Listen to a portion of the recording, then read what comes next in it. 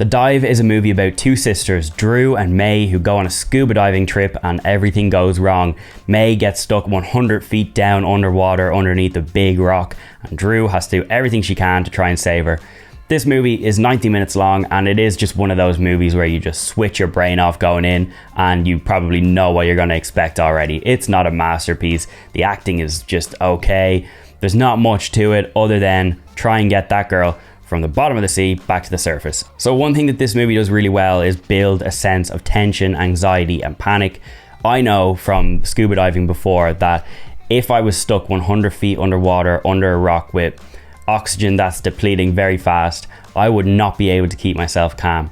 And I think the noises that you hear when the movie is going down underwater is just really like claustrophobic and scary. There's no lights because they're that far down, and all you can hear is their breathing apparatus. And if you've ever scuba dived before, you know that that's all you can hear when you're down there. Now, they do have like an intercom system that they can both talk to each other in, or else we would have just had a 90-minute movie of breathing. But yeah, that sense of anxiety and terror and panic is something that I know myself. If I was stuck 100 feet down, my oxygen will be gone within 2 minutes because I would be freaking out. So May keeps her cool as much as she can, and Drew has to go back to the surface to get help, to find supplies, to bring more oxygen down.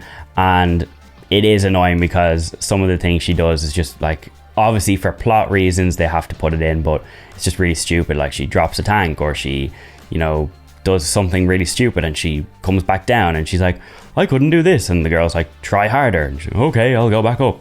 It's silly, but in the end it is a 90-minute movie where you just switch your brain off and you know what you're going to expect, as I said.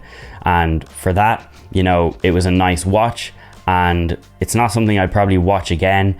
The characters were okay. Like, we didn't have anything at all to care about why they were here, why they were in this situation, to care for their survival.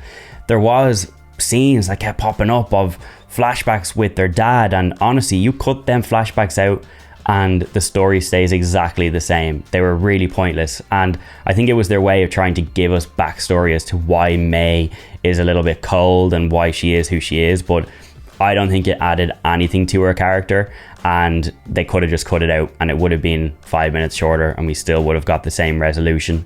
But overall, I'm going to give The Dive 6 out of 10, 3 stars. It's not terrible, it's not good, it's just very much in the middle, but it did entertain me, and that's always what I go on these reviews about. If I sat there and I didn't want to turn it off, or I didn't want to get up and leave, then it did something successful.